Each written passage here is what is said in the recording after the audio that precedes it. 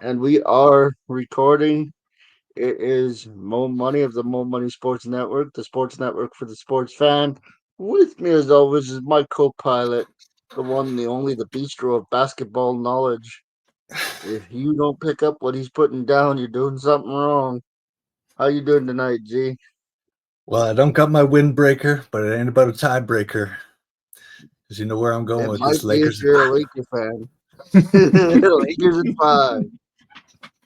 And can we start there? I'm Yes, gonna of pick course. apart I'm gonna pick apart the crybaby section of the Laker fandom that's gonna complain about the officiating. Because I'll tell you what, here's the way it goes. Was it overly physical tonight? Yes, it was.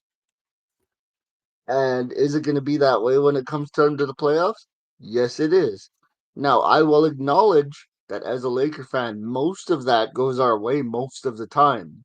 So on nights when it doesn't go our way, like tonight, you cannot cry, you cannot whine, you cannot complain that the Thunder flat out beat us.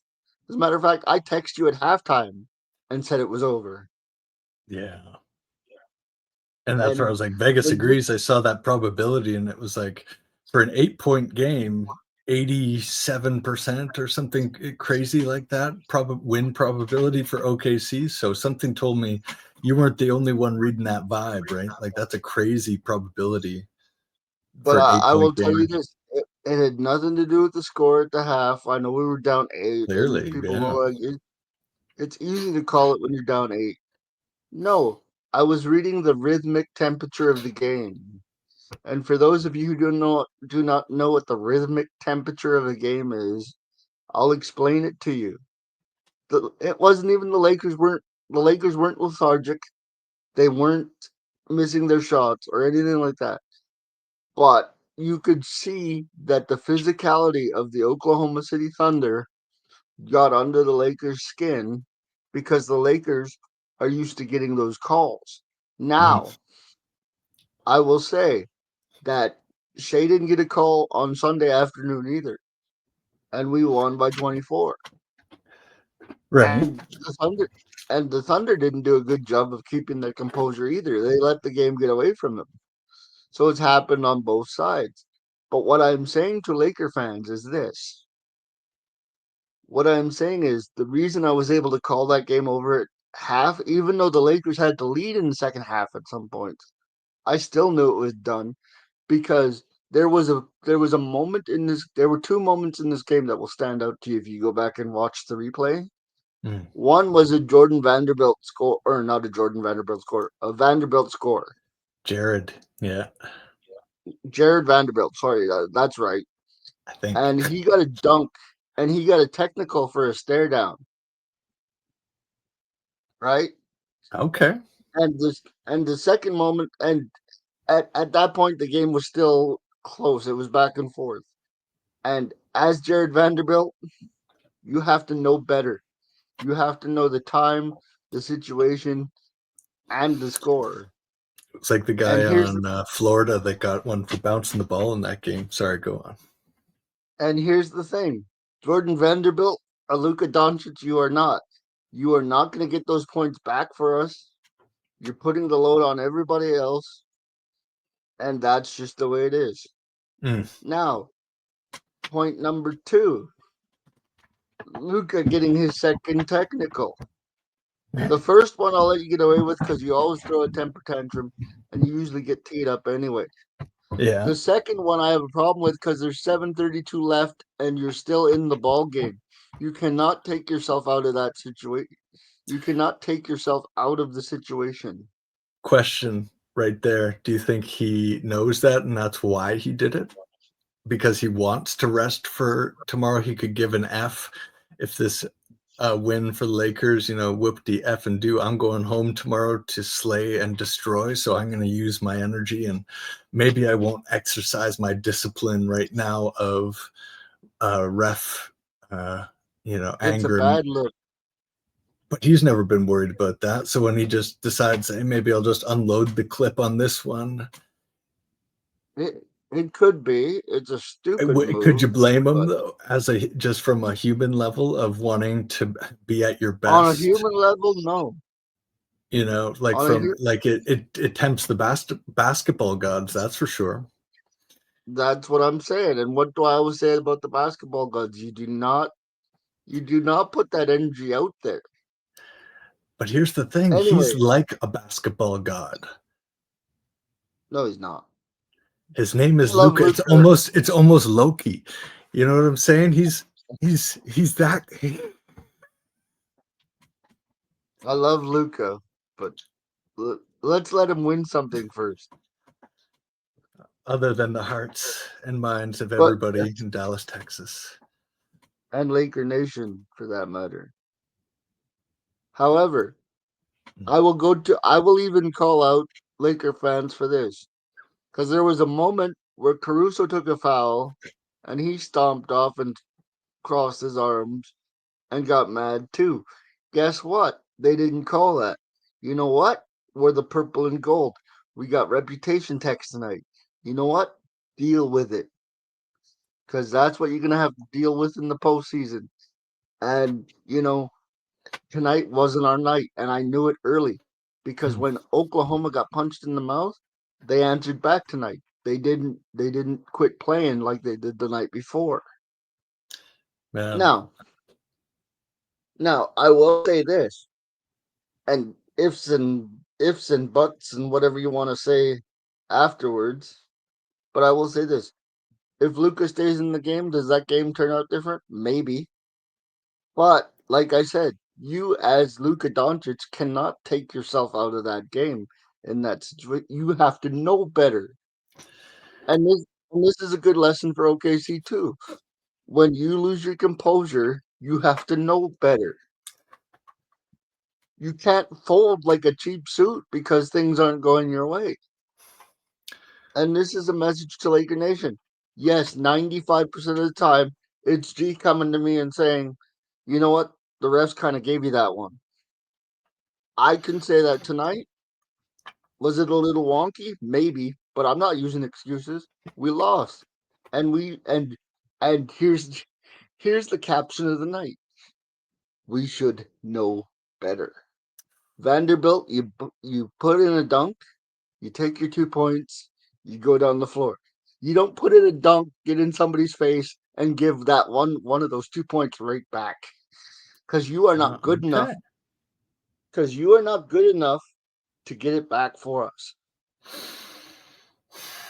And here's the other thing: when Luca takes himself out, Austin becomes the second option. The spacing on the floor becomes a little bit tighter, Hmm. and the Lakers will turn the ball over more. A Okay. lot of this is me watching this team 82 nights a year and knowing this team better than anybody else. And people will say, Mo, you have no right to call these games at halftime when there's a full 24 minutes to go. But I ask you this, G, is this Yeah, the first time I've done this year? No, it's not.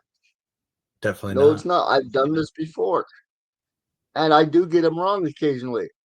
I I got Duke wrong on Saturday afternoon. But when it comes to the Lakers and I'm Oh, I watching got them night, something on that, by the way, just as a yes, quick, like we'll get back to, but yeah. but I'm just saying nobody knows this team better than me.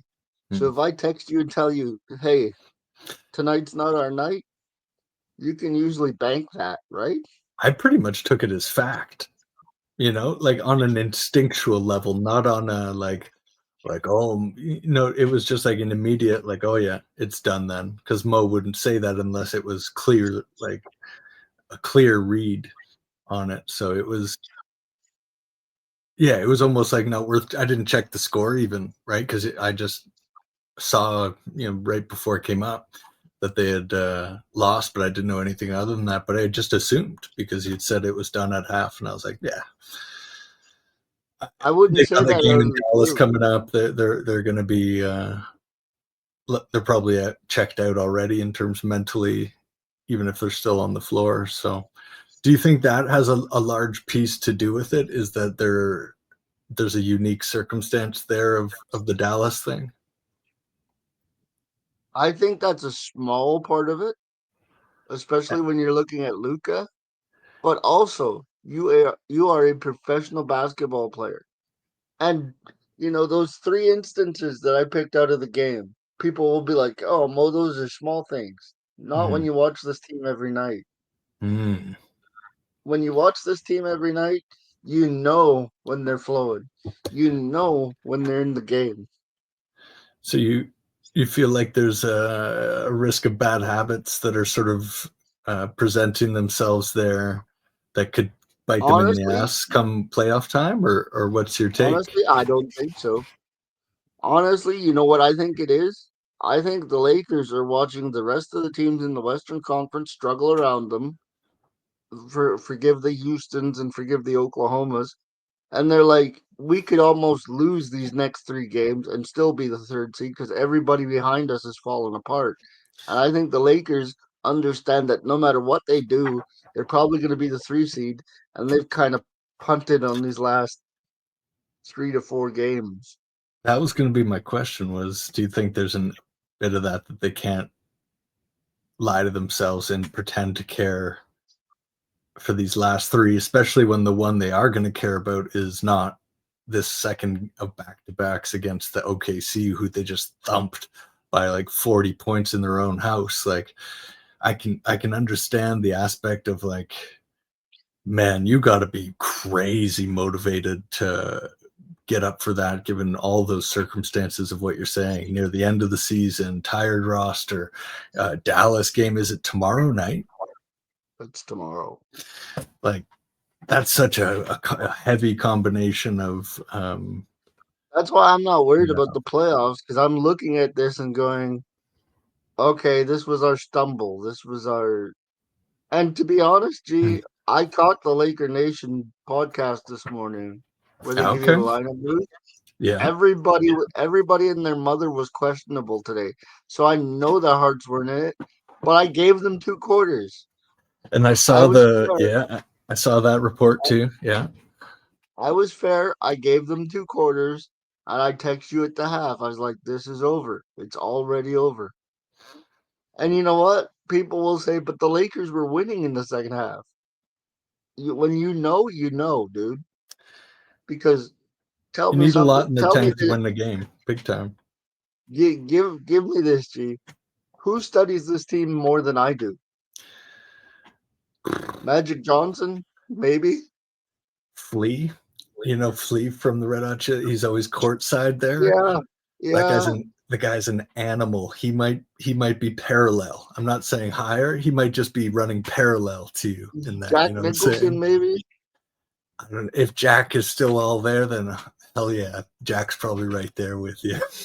You know, but I don't think there's anybody that knows more about this team than I do. Man, it's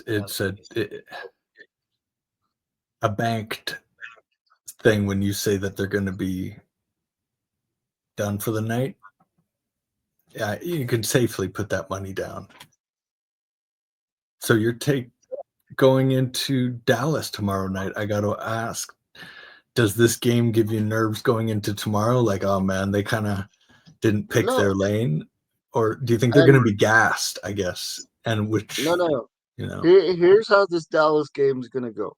Because I've seen this movie before, and I'm But gonna have you give you seen this. this? This is the oddest team. Like Dallas is the oddest, strangest team, especially the circumstances. So this is different. This is weird. No, it's not different. It's not weird. Okay, It okay. it it looks it looks weird because Luca's not on the Mavs. But what I will say is this, and Mm. this is my honest to goodness take. This game will be closer than the people think it will be. Like I know people are expecting the Lakers to just march into Dallas and take out the Dallas It's Mavericks. just not what the Guess what? Lakers are good at, though. Lakers are good at just Uh, under coming and then coming up, and when you guess don't what? expect them. Guess what? Number 77 is not the only one on a mission. There's a number 3 on the other side that's pretty pissed off with us too. So you have to factor that in as well. This game will be closer. However, I do believe, and this is just my Off the cuff take. Luca doesn't let them lose tomorrow night. But does his Luca's gonna. emotions get the better of him, or does it get the best out of I him? I think I think we will see. Here's how much I believe in this take. I believe Luca's numbers will be lower than normal, but he'll have a triple double and he'll control the game. The Lakers will win by 7 points Okay. based on based on and I just give the 7 point cushion because of the touch fouls at the end of the game that everybody's gonna be shooting. Yeah. And remember, we also have Rui Hachimura coming in on the second half of a back to back. And I just think there's no way the Lakers lose tomorrow night. The only knock that I think is a fair one against this particular Lakers team, especially the last 2 years with LeBron, and you would know this better than anybody. Every single big game that the Lakers were symbolically needing to win, whether it was the point, like the most points in NBA history, or like all these different record games or symbolic games, for some Yes, reason, when the expectation is, oh man, the Lakers are going to come in and dominate, that is not what happens. They get into their but, heads. It's one of the but few see, times that's they not come my in. expectation. And That's not my expectation tomorrow.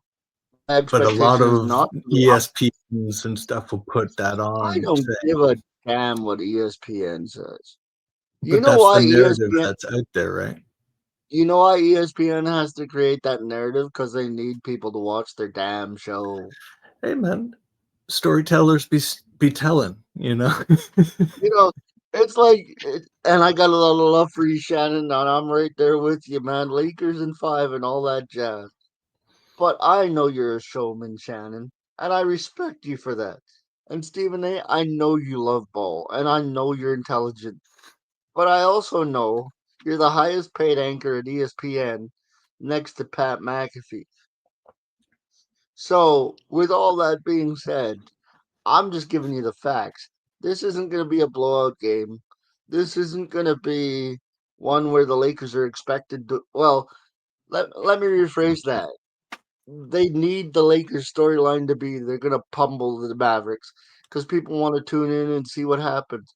I'm Yeah. telling you, this game's going to be close. AD's not going to let Dallas look bad. But Lucas, there's no way Luca loses tomorrow night. And those other games that you were talking about, the one thing you have to factor in is those were personal accolades for the boys, and that's probably why they stumbled because you lose focus chasing personal statistics. And Yeah. tomorrow is not a personal statistical game; it's a W for Luca, and that's why I think the Lakers will get together. They'll have one of their Hmm. sharpest games of the year. I think Luca will have one of his best games, even though his numbers will be a bit lower because he'll be sharing the ball. And I think the Lakers win by 7. Yeah, here's my hot take, man, and this is an authentic one, not just to be contrarian to you, but I think from the human side, it's almost too much. It's too much for everything that's gone on for him, and to be this season still, and at the end of the season, and it's just like, oh man, everybody's like the ESPN stuff because they need to sell the things. Are all saying like, how bad is it? Like Luke is gonna just, and he's probably thinking, I just want to come play a game and win, right? Like you said, he's just going to stack some numbers, control the game, and win would be the ultimate victory for him. Just get in there, win, and get out and move on. But this whole, NBA is like frothing at the mouth to just see some drama. That just adds to an already emotional experience for a human that's gone through a lot this year. And he doesn't necessarily channel that always in the most like productive Positive way. ways. And it's only when he has a bit of rest and sort of, specific intention and ways to channel it that it really gets going. But this is a rough one for anybody, man. Like I would give him I don't think they will lose, but I wouldn't be surprised if they lose because Dallas has nothing to lose. They're just dogs. This is just another game. They're just like, arr, arr, arr. They're just going to dog it out. And I think that's what this game will require to win. I don't know if Lakers have it in them to dog this game out because they know it's just it's an individual thing. It's a Luka's feelings thing. We got bigger picture. We got an NBA championship to worry about. This isn't where we're going to put all our energy. So I think it requires that dog energy, and it's going to be tough for them to cultivate that. I don't know if the Mavs get behind and you start hearing the fire Nico chants, that But could be they're a just different. dog. Yeah, you're right. You're right. That could definitely be a psychological weird experience. But I think the Dallas fans at this point are going to celebrate Luka as the person and cheer for their team as a team because it's. I hope so, I and I'm hope saying so that as a too. Lakers Yeah, fan. I look all fanaticisms aside. I hope that as a Lakers fan, when Luca goes into that game tomorrow, and this is not, I'm not being facetious or I'm not being, sarcastic. I hope, you know what? First quarter ends, they do the Luca, thank you, Luca thing at the end of the first quarter, and then it's let's go Mavs for the rest of the game, as it should be. yeah, But I got a funny feeling that if the Mavs stumble, you're going to start hearing that fire Nico.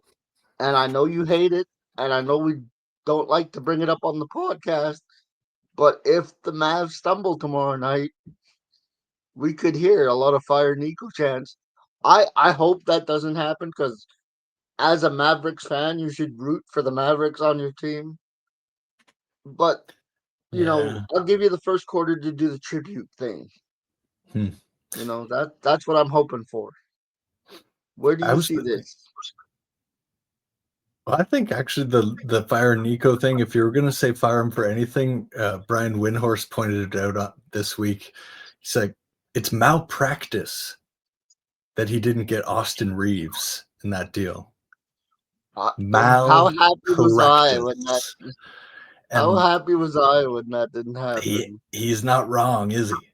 He's not wrong. That is business malpractice. If you're going to get on Nico for anything, I think it's that. It's how did you not Because pluck Austin Reeves?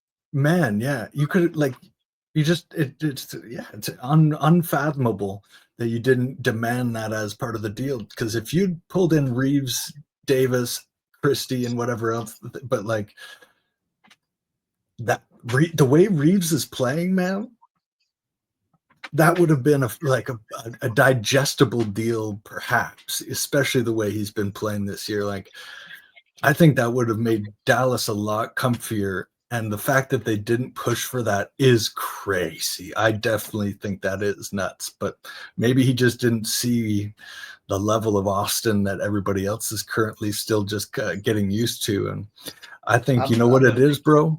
It's I'm gonna AR. take my It's I'm gonna augmented reality. Nobody saw I'm what was gonna coming. He's coming I'm from the gonna take future, my bro. victory lap because I saw that.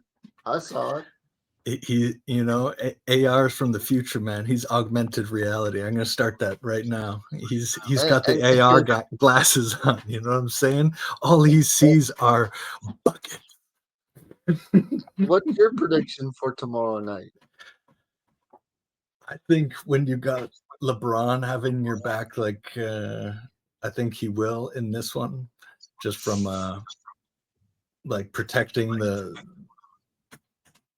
symbol on the jersey, the his own ego. Like in this role, he would be expected to be that guy that backs up Luka in this and has a good game. So I think he will do so. He tends to honor what his ego's like calling for, and it will step up.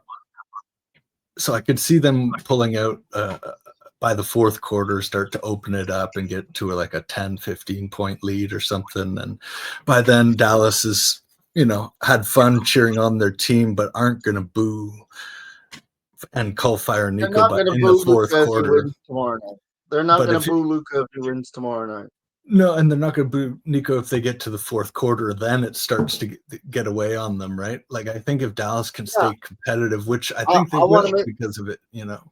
I want to make that clear too. I said early. They'll get on Nico early if they get down. Yeah, I don't, and I don't encourage any hate on Nico. Nico just doing his job.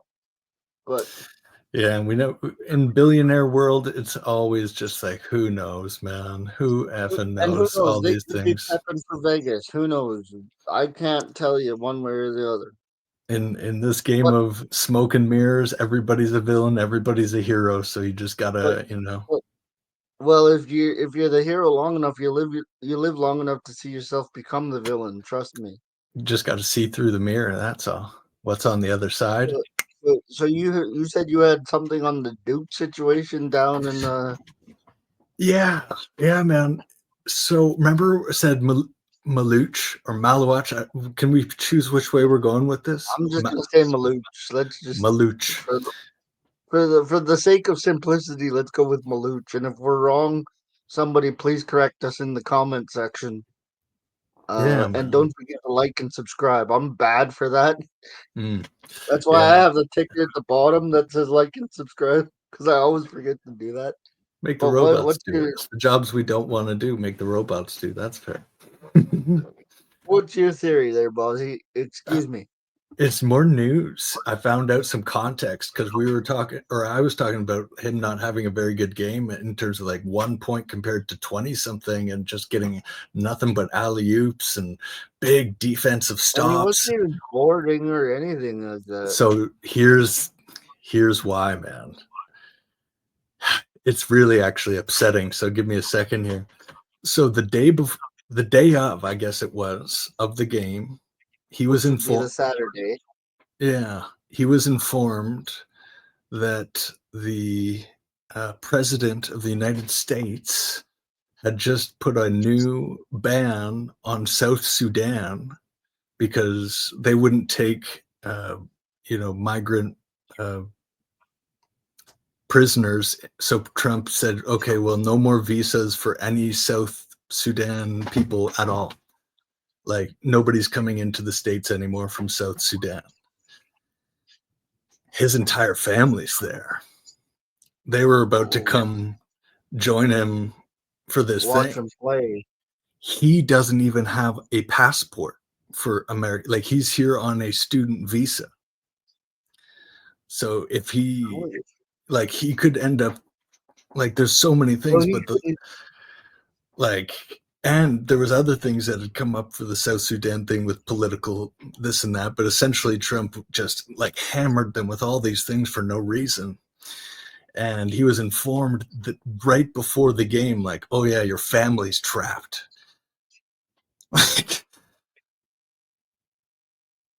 you know I what was speechless when I heard that, man. that Speechless. absolutely that absolutely sucks. And you know, for those of you who know that G and I don't really talk politics, we kind of stick to the hoops. But when it affects the hoops, unfortunately, we It's don't the have a human choice side but of this. we Yeah, don't have man. a choice but to talk about it. And And I just didn't know just on that. the human side, yeah, man. I didn't know that. That sucks for Maluch. Hopefully that gets sorted out. I doubt it given the current climate, but You know what I said though on the positive side, and again, not to get any sort of political, but if Toronto were to draft him, we ain't got no rules against South Sudan. Come on in. come Just on, saying. come on through. Toronto's got a big By the way, Sudanese by the population. way, We represent, man. can I give the Blue Jays a quick plug here? I know this is basketball podcast, Mm. but congratulations to Vladimir Guerrero Jr. on his new 500 million 14-year deal with the Toronto Blue Jays. He will be a Blue Jay for life. Man, I didn't know See, they you did look those stunned. kind. I didn't know they did that long of contracts. Number one, I didn't know they did that like, um, yeah, that level. Is that the biggest contract baseball history? No, Shohei Otani got 700 million. For how many years? 10. That should be the thumbnail right there. That look you just had on your face should just be the thumbnail. Pause that on the or yeah, time mark that. That's about That's 29.40. 29.40. That look on your face was priceless. But we can Man, we get to the biggest mistake of the day though? Can we finally talk about the biggest mistake of the day half an hour into this podcast? it depends. There's been a What lot of are the them lately, man. There's a lot. Oh, what yeah. are the Denver Nuggets thinking? Yeah, so that was the two news stories. It was the Malone and the Maluch. Maybe there's the new title, Malone and Maluch. Two guys that have done nothing but good for the game of basketball got the royal shaft when it came to just Eh, eh, life. You know what the thumbnail should be? It should be Eminem gets shafted, and then have a picture of the Eminem candy bar with like a shaft on the thumbnail with the Buddy, basketball. with the power of I can do this for us. Yo, Oh, but like, how do you? And here's the golden rule I was always taught as a sports fan: if you are going to fire your coach, whether it be basketball, baseball, football, or hockey, doesn't matter. If you are going to fire your coach, be sure that you have an upgrade. Listen to what I said. Have an upgrade ready to go for your coach. Tell me, can you tell me who's an upgrade from one Mike Malone that is out there on the NBA market right now?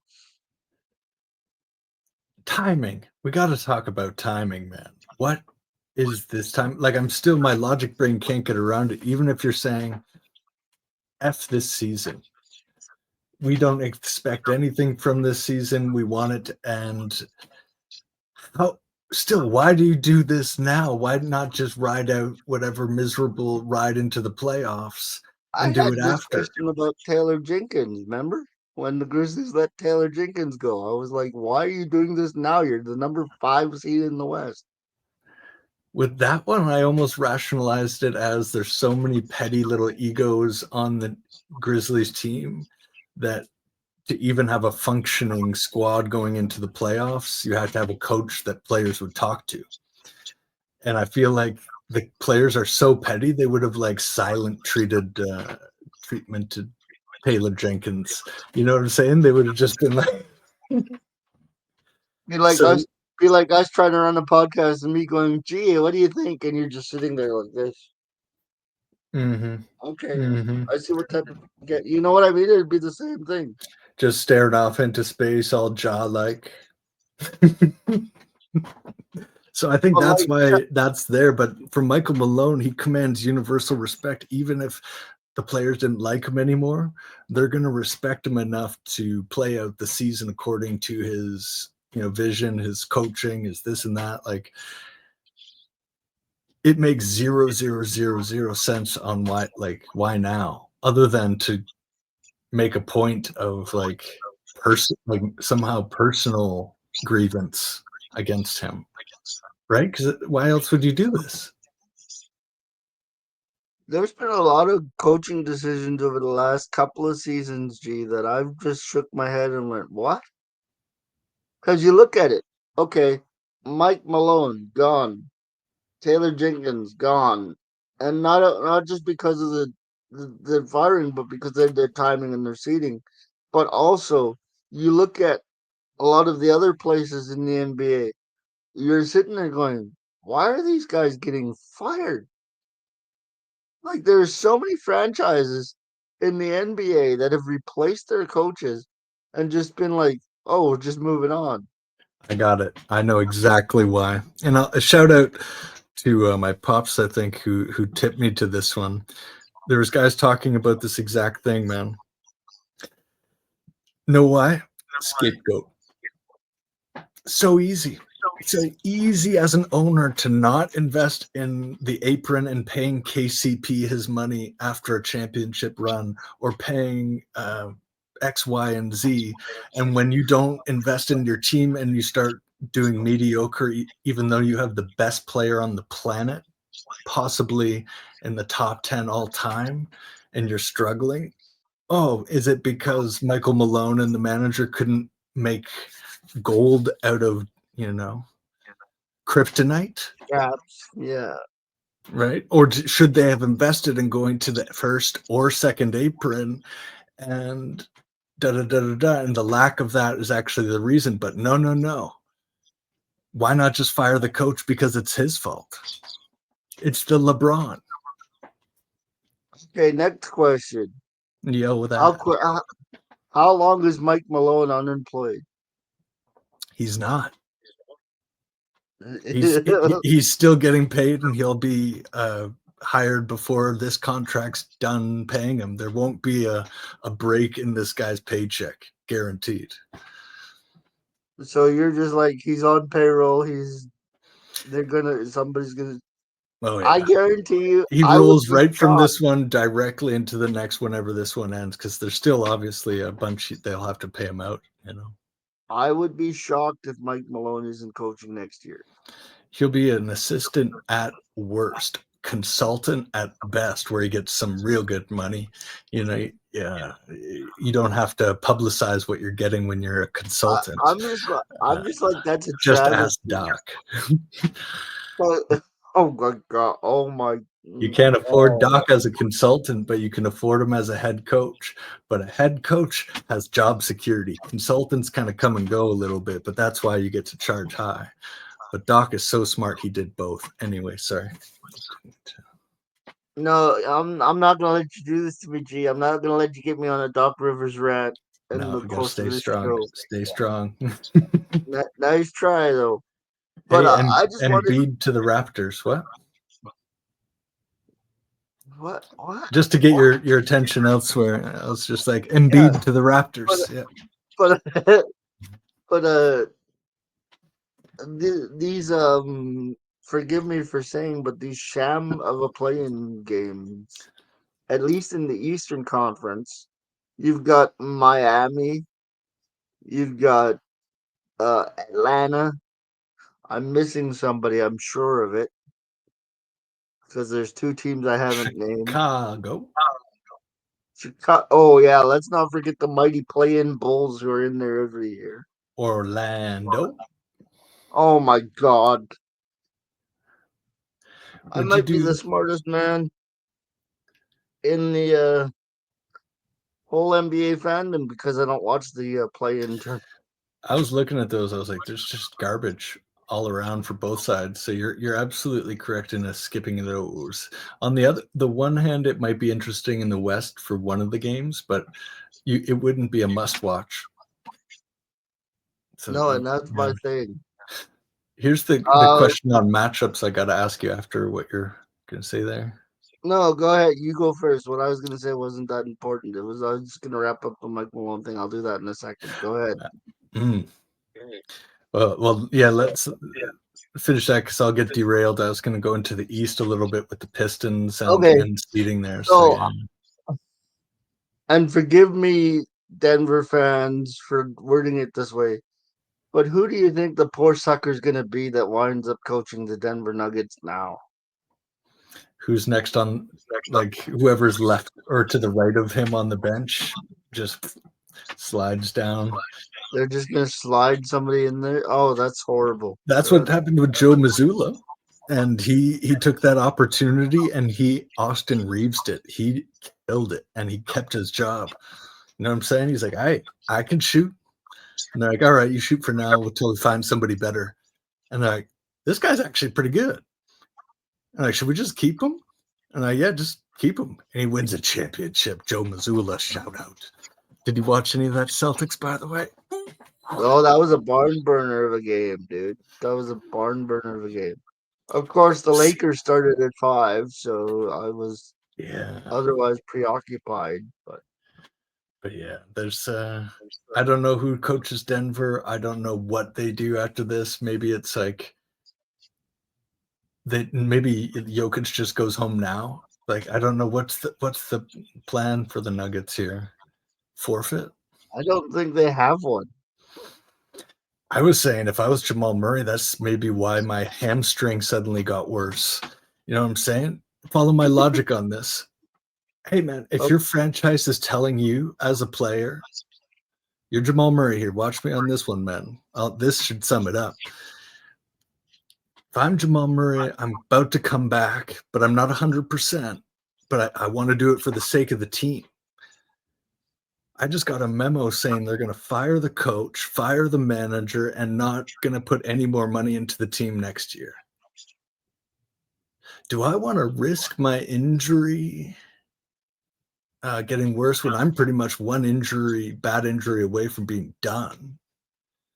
Or maybe I'll just wait and not waste this, you And that know. and that's why I was surprised with Klay Thompson and Kyrie Irving because I kind of put it on the same wavelength of why would I stay here? You know, and not And why not would I even because finish the season playing? Like Jamal was supposed to be coming back, but I think this just revealed why he's not running back to playing because and it's you like, know why that would he? and that's why I wouldn't blame Clay if he's like, no, trade me because this is not why I came. And if this here's the problem that I believe the Mavericks are gonna have, and I don't mean to turn this into a Maverick thing because it does tie into the Denver thing. Hmm. So I'll throw them both in there. With the recent activity in both Dallas and Denver, how does a superstar then trust that you're going to treat me with the respect and reverence that I deserve?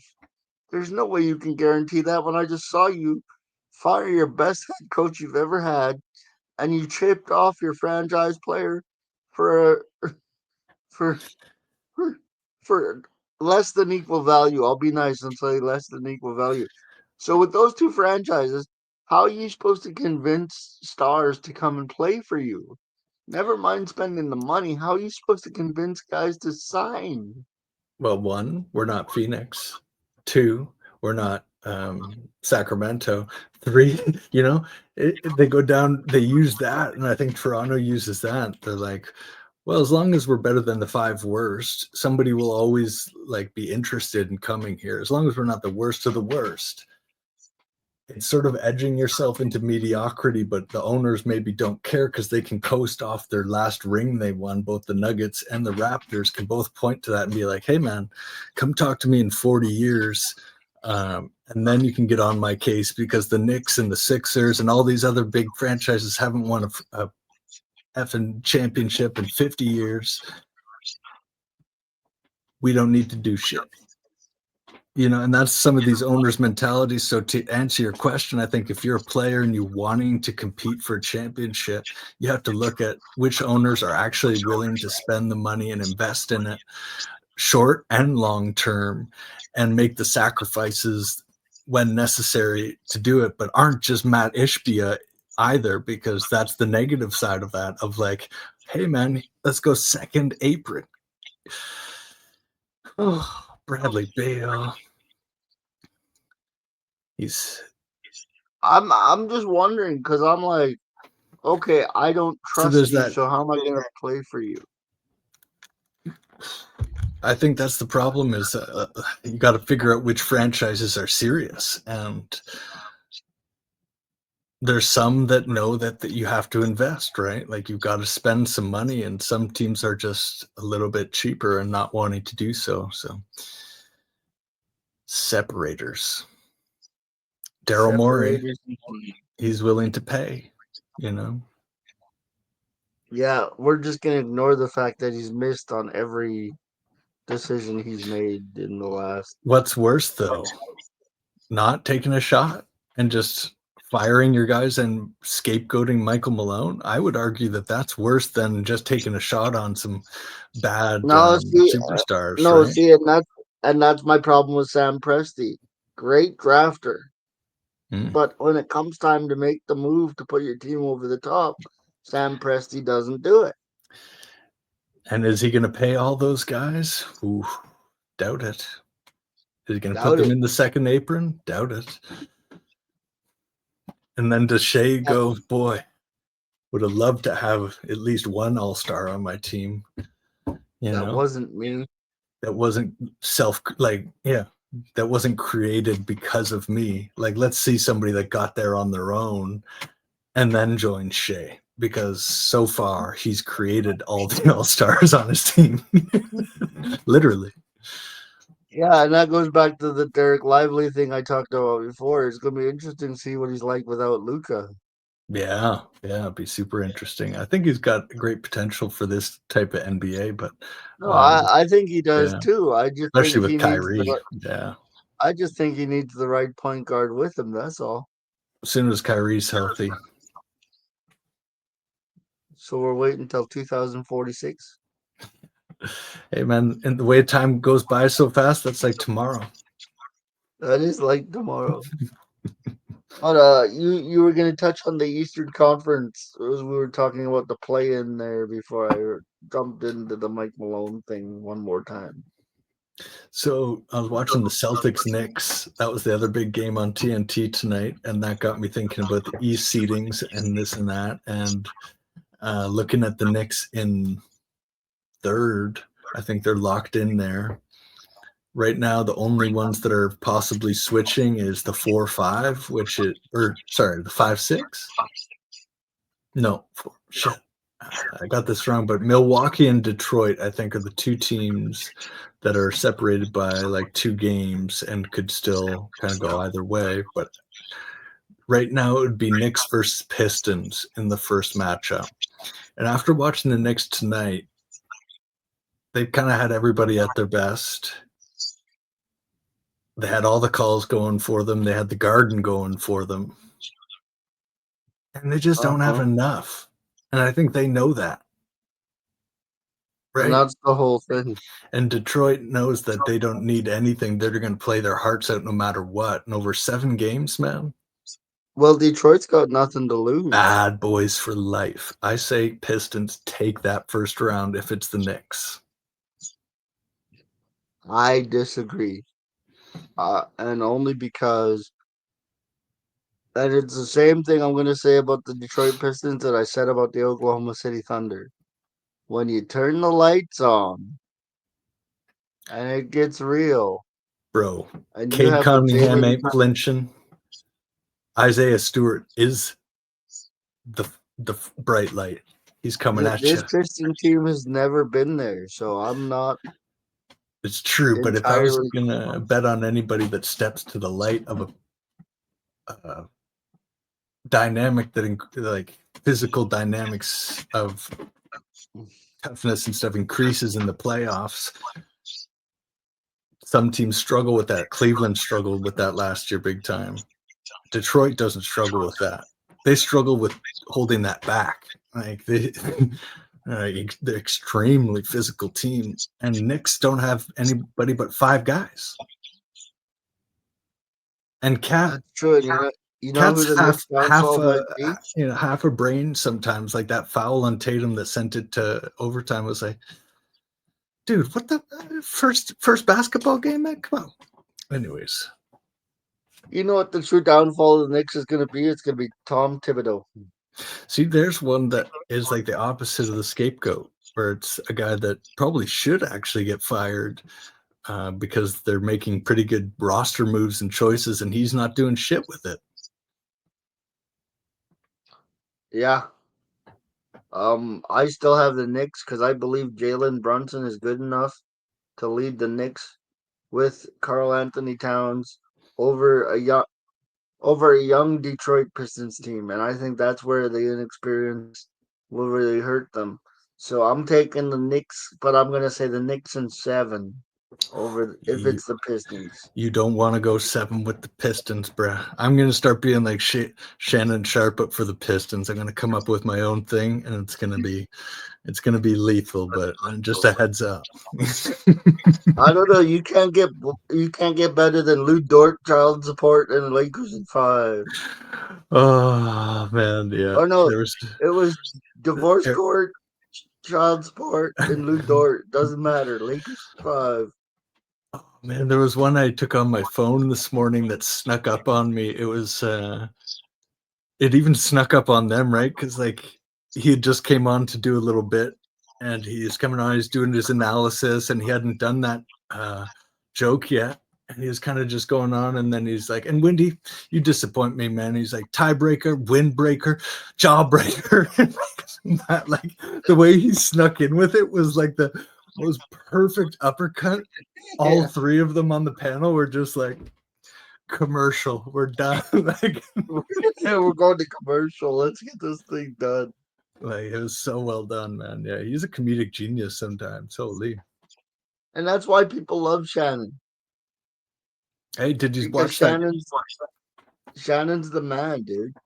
Hell yeah. He Did kn- you watch that and clip he's I sent you of him and Marlon Wayans or Damon yes, Wayans? I did. Yes, I did. Jim Carrey's our Eminem. And Jim Carrey's our Eminem. But you know what I like about Shannon Shout out Sharp is Detroit, by the way. shout out Detroit. No, we're not doing the B Rabbit bit.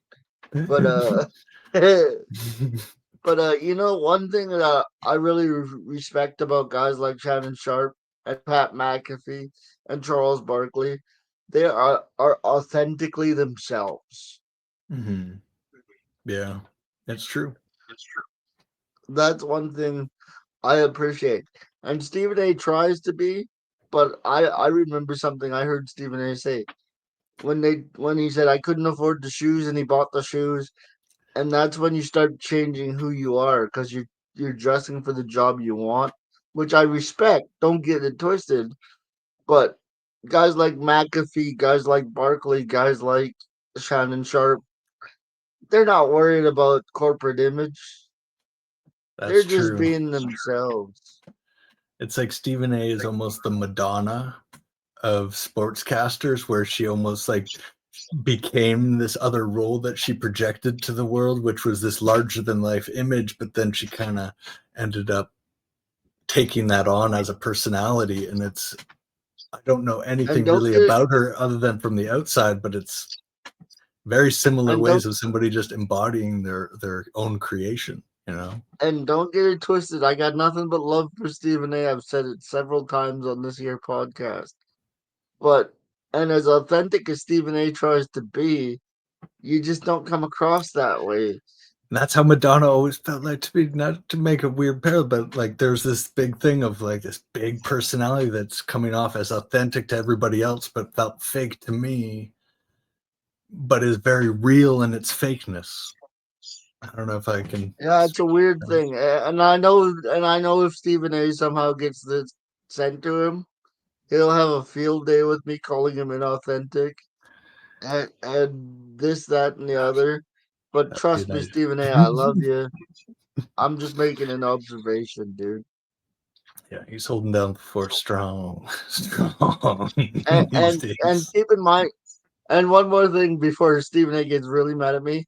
Remember, you got 500 or $100 million, and I'm not making anything. So there you go. Man, I think we're going to come to a point in technology here where, because he's been on TV so long, there's going to be so much footage for an AI to draw from that it'll be able to recreate essentially like a chat Yeah, GPT, Stephen like A. interactive Stephen A. Like he could be a guest on this podcast, and it would be tough to tell not the difference type of thing. You know what we're coming Yeah. up on that. So just so you're prepared, he might come up challenging you one day. I'm not going to warn you. I'm just going to stick that AI guy right. He's just I going to hear be you just coming at you. talking all kinds of mess about me. Yeah. Could you But imagine? yeah. Uh, bring me Skip Bayless too while you're at it. I got a few things I want to say to Skip Bayless. Oh, yeah. There's some good characters out there, and gotta love them for what they do. They keep the stories going. But yeah, man, I'm just gonna. Well, we're up to 54 minutes, so you know what? I'm gonna call dude of the week right now. And Okay. Okay. just because it's an absolute travesty that he got let go today, my dude of the week automatically goes to Mr. Mike Malone because you should still be coaching, and whoever made that decision. And I know it's a $1 billion owner. I'm not foolish, but he should be fired for making this decision. Not only for firing Mike Yeah. Malone, but doing it this close to the playoffs. Yeah. Enough with the coaches taking the scapegoating of everything, and they're not victims. They're all well paid and all this stuff, but it's a dance of getting out of accountability that we don't stand for in this room. We don't stand for people dodging their own shit, right? So it's like, be accountable No, if you're an owner. Just own uh, your shit. You didn't invest. no. I'll take it right back to the beginning of the podcast. I said don't whine on Sunday when we won, and I said don't whine on Tuesday when we lost. Be accountable for your own shit. Don't fake the funk neither. Just, you know, You know. And guess what? When game one happens between the Lakers and the Thunder, regardless of who wins, I'm gonna come on here and I'll be the same. Don't make excuses. Because what do I always say? Excuses are for losers. ego abuses. That's how it goes. But do you have a dude of the week while you're Yeah, man, I was getting gonna over there? take it out of the NBA, just for special occasion of the Final Four here. Walter Clayton Jr., who went 0 points in the first half and didn't And then flinch. decided, no, I'm taking this thing. Yeah, he just consistent attitude the whole way through, almost like a Steph Curry type of demeanor about him, stoic but with an edge, right? Like All right, he believes, and I was I'm like, gonna, this guy. I'm gonna challenge you dude of the week here. You ready for this one? And it's strictly because he's an NCAA player. Is he gonna be the next Mateen Cleaves? Is he gonna be the next guy to dominate the tournament and then come up to the NBA and be a role player? Or do you think he's got a future in the league?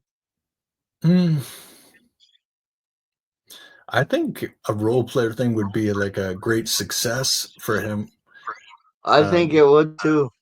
it's like Jamal Shed, he dominated as the guard for Houston,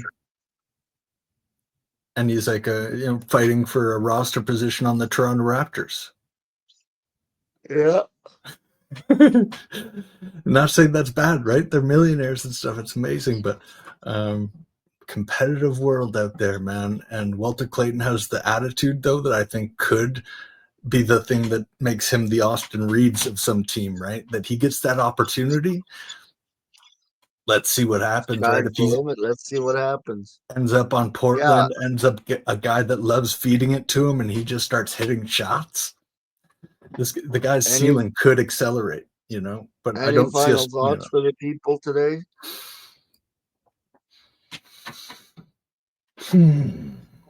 We've had some good ones today, man. What's your final thoughts? I'll think about it My here for a final second. thoughts are my final thoughts are to all NBA fans, not Laker fans, not Thunder fans, not Bucks fans, just NBA fans in general. Enjoy this last week as we gear up for the playoffs. Don't read too much into results unless you're fighting for your playoff life. And just enjoy the run, dude. Because Mm. so many so many times we'll watch a game like the Lakers and Thunder and they'll be like, "Oh, that's going to determine the playoff matchup." Guess what? There's 4 games left in the season. Both these teams are going to the playoffs and they both have to beat other teams to play each other first. So don't read too much into the final week of the season. Enjoy yourselves. Try not to have a heart attack screaming at your TV. Get If you excited for the watch the play lottery. in, if you watch the play in, enjoy. Mm. If not, then you're smart like me. and Can't argue. just enjoy the playoffs. Mm. That's my number one thing. Just Hey, enjoy the playoffs because you know what? This is the funnest time of the year to be a basketball fan. For the first time in forever, it feels like we have legit playoff matchups where we don't know who's going to win, mm. and it's going to be a lot of fun.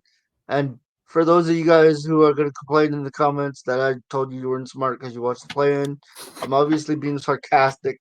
I have to put that out there for the social media world nowadays.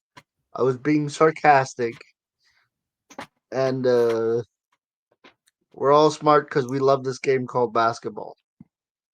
Is that a good enough 2 minute jaunt there, G? You got anything to add? Tough to add anything on that, man. I was loving every second of it. So enjoy the playoffs, like you said. Enjoy the play in for those that are silly enough to watch it. And there's things like the lottery and pretend trades that you can get into where you think about, well, the Phoenix Suns got to trade those dudes somewhere. Would you All invite right, and Embiid to your camp? These are the things that you can just float out there. depends if I'm the Charlotte Hornets or the Los Angeles Lakers. And for those of you who didn't get that, that's a Mark Williams joke, everybody. What